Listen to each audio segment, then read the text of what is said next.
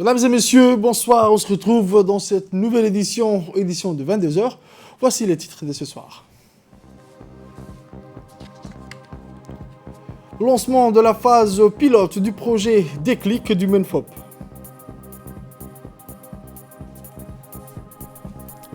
Et pour l'actualité internationale, les leaders africains donnent le temps au sommet Union européenne, Union africaine. Merci encore, mesdames et messieurs, si vous nous rejoignez dans cette édition. Les détails de ce journal à présent. Nous commençons avec une nécrologie où le président de la République, son Excellence M. Ismaël Omar Guelleh, a rendu un vibrant hommage à la mémoire du feu Ahmed Moussa Selig, notable djiboutien connu et apprécié par ses compatriotes pour sa générosité et sa disponibilité. Il était le propre du sage qui sait écouter et concilier les gens, a indiqué le chef de l'État. Il appartient à un cercle préalable des responsables qui ont su donner le goût du travail bien fait aux générations qui les suivaient. Ensuite noté le président de Guelleh, patriarche juste et bon. Il a été à la tête d'une importante famille, comprenant notamment l'ancien ministre des Affaires présidentielles chargé de la promotion des investissements, M. Ousmane Ahmed Moussa, a également souligné le président de la République. Puisse Dieu accueillir le défunt notable djiboutien dans son paradis éternel, a par ailleurs imploré le chef de l'État qui a exprimé ses condoléances attristées à sa famille, à ses proches et amis. Décédé ce samedi, feu Ahmed Moussa Selig coulait une retraite paisible depuis de longues années à l'issue d'une brillante carrière au ministère djiboutien de la Santé. Inna lillahi wa inna ilayhi raji'un. Un autre communiqué, Djibouti, inclusion, connectivité, institution, est un plan qui s'appuie sur les forces du pays, sur sa volonté d'émergence, de modernisation en phase avec les exigences de notre pays. Le 13 février dernier, Djibouti a acté la mise en œuvre définitive du plan national du développement PND sur la période 2020-2024. Djibouti, ici, c'est un plan particulièrement ambitieux qui s'articule autour de 3 axes stratégiques, collectivité et institutions, un plan qui s'intègre dans la stratégie d'avenir définie par le président de la République, Al-Hajj Ismaël Omar Guelleh, à travers le cadre de la vision 2035, et un plan qui s'appuie sur les forces du pays, sur sa volonté d'émergence, de modernisation, en phase avec les exigences de l'évolution du monde, poursuite de la mise en place des zones portières franches dans une région complexe. Djibouti s'attelle à consolider son statut de pôle de stabilité, de sécurité, d'attraction et de développement. Le premier plan quinquennal 2015-2019 avait permis de dépasser les objectifs de croissance et de mettre en place des infrastructures essentielles avec la réalisation de nouvelles zones portières, de zones franches et de la ligne de chemin de fer Djibouti-Addis Abeba. La pandémie du Covid-19 aura, comme partout ailleurs, fortement impacté ce cycle positif, mais les effets adverses de cette crise auront été contenus grâce au Pacte national solidaire, le PNS, du 2020. Ce PNS qui a été inclus dans Djibouti ici aura permis au pays de souligner la résilience de son modèle, souligne un communiqué du PND.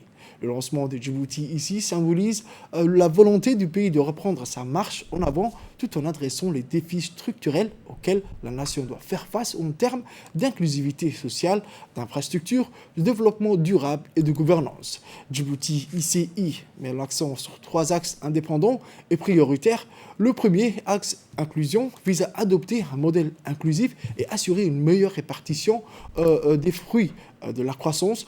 Le second, la connectivité, vise à assurer une meilleure intégration nationale et renforcer également le positionnement de Djibouti comme plaque tournante de l'économie continentale. Le troisième, institution, tend à consolider la réalisation des droits et des libertés, de la démocratie, de la transparence publique, tout en renforçant la cohésion sociale. Le PND vaut un budget de 12 milliards d'euros. Le budget de mise en œuvre du PND 2020-2024 est estimé à 2482 milliards de francs djiboutiens, soit 12 milliards d'euros. L'objectif est d'atteindre un taux de croissance moyen de 8,5 à l'horizon 2025 à 8,5% avec un essor conséquent du secteur privé. Ces objectifs nécessitent un effort majeur en termes de gouvernance économique, de mobilisation des ressources internes et externes. Cette approche n'est pas nouvelle. Depuis plus de 2 décennies, le pays est engagé dans ce modèle ambitieux. Djibouti s'est imposé comme un hub logistique et portière incontournable. La richesse globale a plus que doublé depuis 2000 et aujourd'hui, pour accentuer la compétitivité de l'économie, plusieurs projets majeurs ont été enclenchés. C'est le cas du parc industriel du Demerjoog, des nouvelles infrastructures dans le domaine de la construction navale et des terminaux pétroliers, mais également de la transformation du port historique en quartier d'affaires à vocation internationale. Des études pour la construction d'un nouvel aéroport international ont également été lancées. Le PND 2020-2024 est un nouvel outil au service de cette ambition nationale, celle de faire de Djibouti une nation émergente, ouverte sur la modernité, soucieuse de bien-être de tous ses citoyens. Autre actualité de ce journal. L'ambassadeur extraordinaire et plénipotentiaire de la République de Djibouti en Inde, son Excellence M. Issa Abdullahi Assowe, a remis ce jour, le mercredi 16 février 2022, au président de l'Inde, son Excellence M. Ramnath Kovind, les lettres de créance à l'accréditant aux qualités d'ambassadeur de la République de Djibouti en Inde. La cérémonie de remise des lettres des créances a eu lieu dans le somptueux salon des réceptions des ambassadeurs, du palais présidentiel. Suite à cette cérémonie de remise des lettres de créances, l'ambassadeur accompagné des diplomates de l'ambassade a eu une audience privée avec le président de la République de l'Inde en présence des hauts responsables de la présidence indienne, durant laquelle l'ambassadeur a présenté les salutations fraternelles de son homologue, le président de la République de Djibouti, son Excellence M. Ismail Omar Guelleh, ainsi que ses vœux de paix et de prospérité au peuple indien.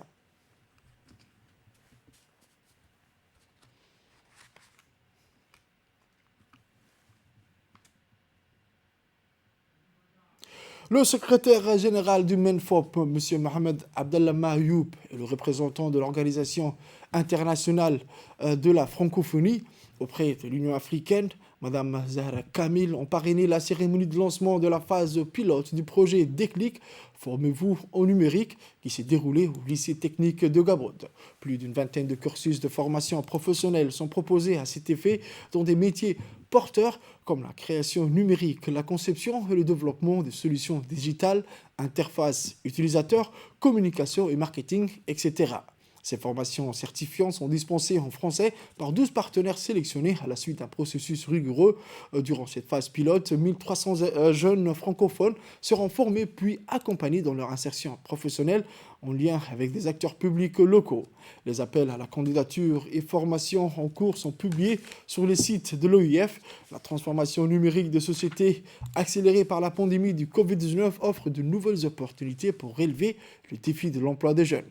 La francophonie accompagne cette évolution en étoffant son offre de formation professionnelle, signalant enfin que le directeur du CREF Djibouti, M. Youssef Arif, l'ambassadeur extraordinaire et plénipotentiaire, directeur des relations multilatérales, M. Guelleh Idriss Omar, et correspondant national de l'Organisation internationale de la francophonie à Djibouti, ainsi que des représentants de l'ANCI, le Centre Clé et l'ANEFIP ont participé à cette cérémonie.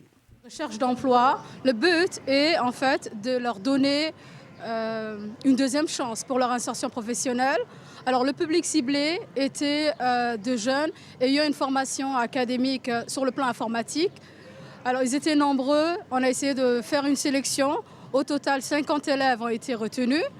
Alors ces apprenants maintenant, ils travaillent dans 2 ateliers et ils travaillent, on est en train de le former au métier du numérique. Donc l'objectif visé derrière ça, en fait, c'est de faciliter, de favoriser leur insertion professionnelle. À présent, l'intervention du secrétaire général du MENFOP. Je voudrais tout d'abord ici exprimer à Madame la représentante de l'EIF auprès de l'Union africaine toute notre reconnaissance et nos remerciements de participer avec nous aujourd'hui au lancement de cette formation en faveur des 100 jeunes dans les métiers du numérique. C'est une satisfaction et une joie de voir aujourd'hui avec nous la représentante qui accorde beaucoup d'importance au développement de la francophonie à Djibouti, qui est aussi son pays. La question qui se pose, c'est pourquoi on a choisi de nous former en numérique. le ministère de l'Éducation nationale et à sa tête, son Excellence le ministre, M. Moustapha Mohamed Mahmoud, met en œuvre une feuille de route qui a été tracée par le président de la République en termes de la transformation numérique du système. Quand on parle de la transformation numérique du système, on ne mesure pas la portée de ces formations que nous mettons en place. En fait, on ne voit pas les enjeux. La formation que nous dispensons fait partie d'autres formations du numérique, mais entre dans une stratégie globale de la transformation numérique du système. L'autre actualité nationale, une formation de renforcement des compétences techniques des enseignants, se déroule au LIC du 13 au 17 février 2022, financé par l'USAID dans le contexte du projet d'employabilité de la main-d'œuvre djiboutienne. Cette formation est mise en œuvre par le MENFOP en collaboration avec le partenaire d'exécution EDC pour perfectionner les compétences techniques des 10 enseignants et 3 conseillers pédagogiques sur les nouvelles compétences du PAC Pro, pilotage de production industrielle.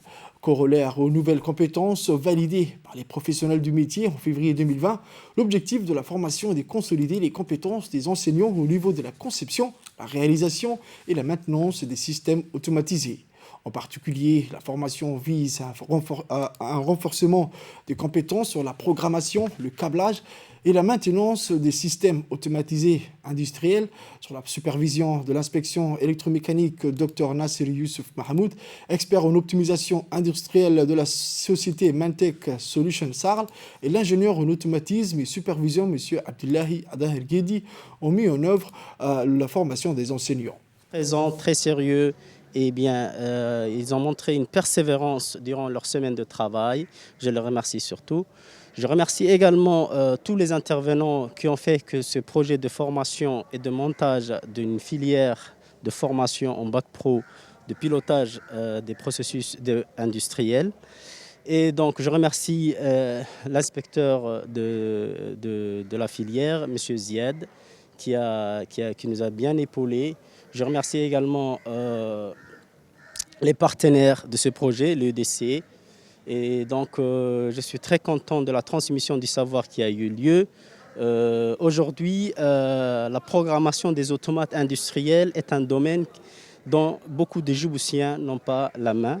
Donc, j'espère que nos collègues du MENFOP réussiront à mettre dans le marché djiboutien, via cette formation, des jeunes Djiboutiens qui sont capables de programmer des automates industriels pour tous les processus de production.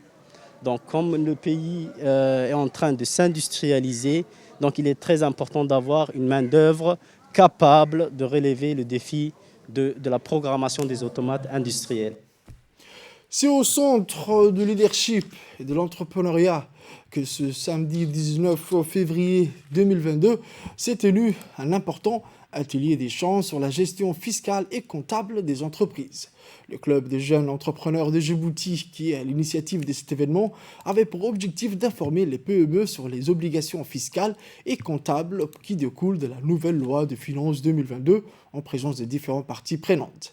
L'événement a démarré avec les présentations de missions de l'Ordre des experts comptables et l'Organisation nationale des comptables agréés professionnels. L'atelier s'est poursuivi avec le panel de la journée qui rassemblait les différents représentants des institutions, rappelant que cet atelier avait pour objectif principal d'informer les PME des obligations fiscales et comptables qui découlent de la nouvelle loi de finances. Il a été également question de l'accompagnement des entrepreneurs pour parler professionnels ainsi que les tarifications appliquées pour aider les opérateurs économiques à respecter les dispositions fiscales.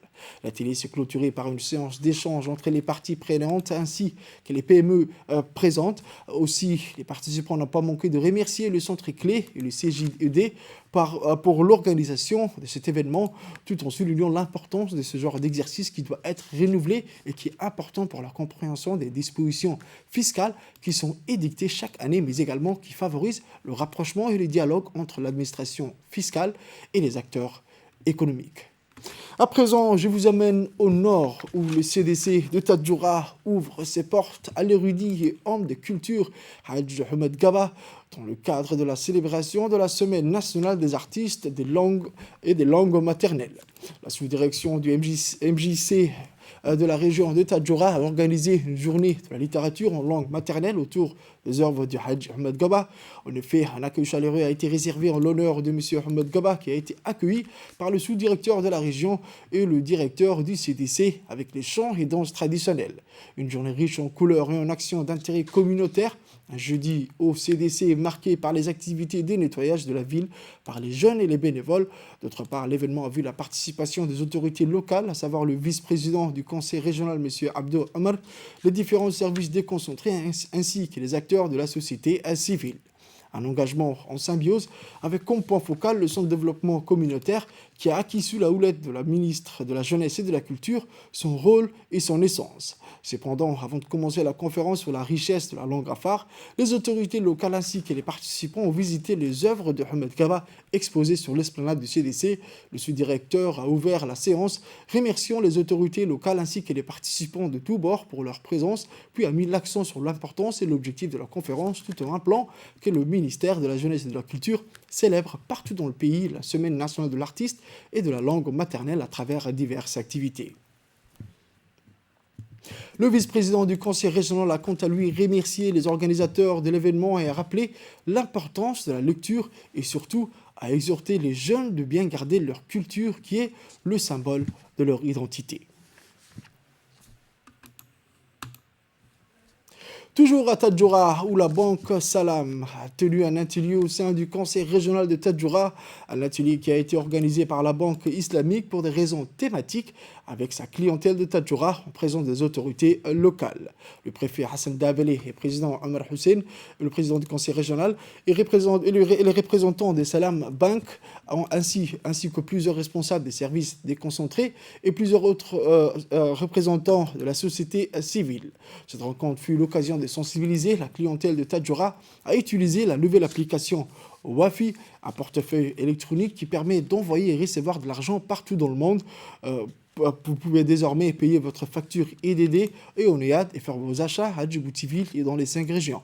Ainsi, les différents participants de cette rencontre ont pu se suivre au micro dont les autorités locales et la société civile qui ont remercié la banque pour cette action vis-à-vis de la clientèle et les responsables de la banque qui ont de leur côté exprimé et expliqué leur effort. Finalement, la journée s'est bien clôturée autour d'un généreux déjeuner offert par la banque Salam dont tous les participants ont pu profiter et partager ensemble ces moments de convivialité. Sport à présent, la fédération djiboutienne du cyclisme a organisé hier après-midi à 15h l'ouverture du championnat national du cyclisme. La cérémonie s'est tenue devant l'esplanade du Palais du Peuple. Le coup d'envoi du départ a été sifflé par le directeur de sport, M. Abshir Ali, devant le carrefour de l'aéroport international de Djibouti. En effet, plus de 50 des jeunes ont profité à participer à l'ouverture du championnat national du cyclisme, y compris les forces armées étrangères. Par la suite, le club de la garde républicaine a remporté la course avec 18 minutes et 30 secondes. La deuxième place a été occupée par M. Ahmed Abdi avec 19 minutes et 55 secondes. Et enfin, Lourman Youssouf Hassan a rempli le podium avec 20 minutes et 2 secondes. Un travail acharné et une performance très particulière pour y arriver. L'équipe du cyclisme de la garde républicaine a pu compter sur la logistique de la garde républicaine et l'appui inconditionnel du colonel Mohamed Jama Ali, chef d'état-major de la garde républicaine. Toutefois, le colonel Mohamed Jama Ali, commandant de la garde républicaine, l'ensemble des officiers, sous-officiers et militaires du rang de la garde républicaine, ainsi que M. David Lofreda, directeur technique et sportif de l'UICGR de la garde républicaine, adresse ses plus chaleureuses félicitations à l'équipe de l'Union de cyclisme de la garde républicaine pour son engagement auprès de la jeunesse djiboutienne et l'excellence de ses résultats. La cérémonie se clôturait avec une photo de famille cycliste. C'est par le Covid-19. Il nous a été très difficile d'organiser durant l'année 2021. Et je tiens à remercier la Fédération djiboutienne de cyclisme qui a aussi mobilisé autant de jeunes qui ont pu participer à ce lancement du championnat national. Et également, nous avons eu la participation de frères d'autres nationalités résidant ici à Djibouti. Et ils ont aimé ce lancement. Et nous espérons que la deuxième journée du championnat national qui est programmée pour le mois de mars, Inch'Allah, nous aurons une participation plus importante des amateurs et des passionnés du cyclisme. Sport toujours, mais badminton, à présent, sous l'égide du secrétariat d'État chargé des sports. La Fédération djiboutienne de badminton, en partenariat avec la BWF, a lancé hier le Air Badminton sur la pelouse de Djibouti. Plusieurs personnes de tout âge et tout genre ont participé à cette journée, porte ouverte dans une ambiance de fête et surtout des découvertes. L'air badminton est une nouvelle pratique pour donner l'opportunité à toute personne de tout âge de commencer à jouer au badminton partout en extérieur sur différentes surfaces, herbe, sable et surface dure, adaptées pour une pratique au fauteuil. Remerciant tous ses collaborateurs, le président de la fédération, M. Moussa Dahir, assure que le air badminton va se poursuivre sur la pelouse et bientôt sur la plage, au plaisir des baigneurs d'assister le air badminton sur la plage.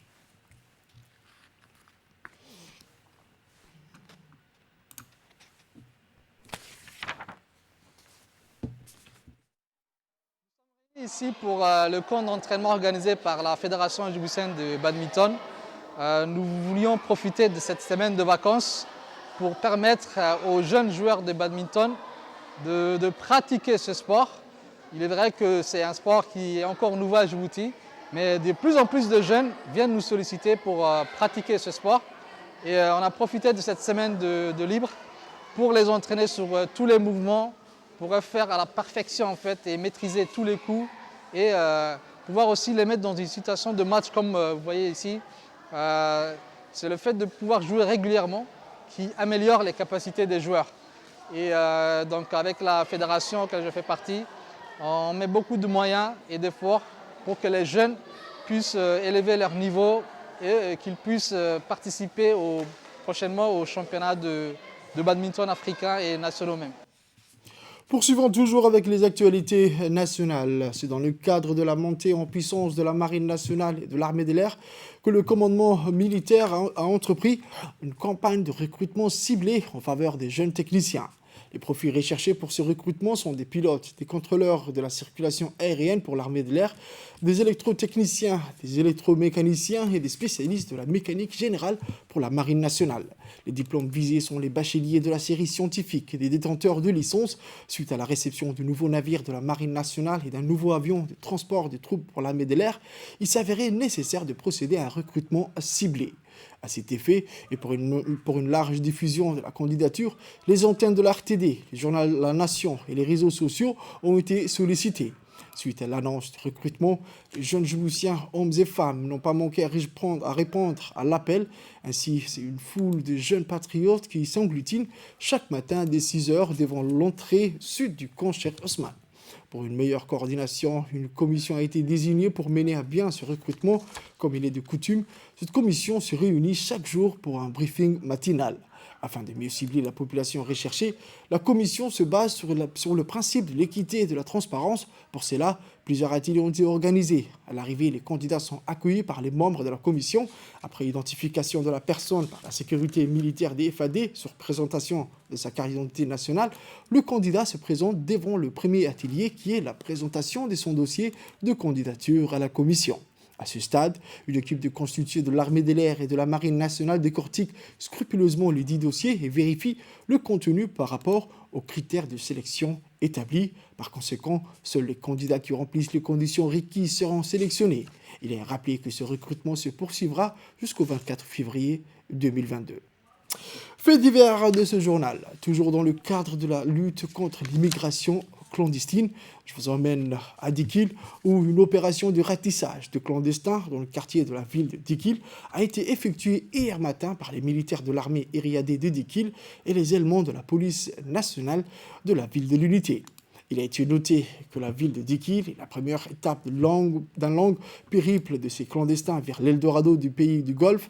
Ces opérations effectuées sous le commandement du colonel Ibrahim Youssouf Dabar, chef de corps de l'armée de Dikil. Cette opération a intercepté plus de 700 personnes clandestines, dont 200 jeunes femmes. Parmi eux se trouvaient 110 personnes fouillant la guerre en Éthiopie. Après l'arrestation, ces derniers ont été acheminés ou vers la poste frontière de Galilée pour refoulement. Rappelons que ces opérations ont été réussies avec la collaboration des différents corps armés en présence de leur commandement.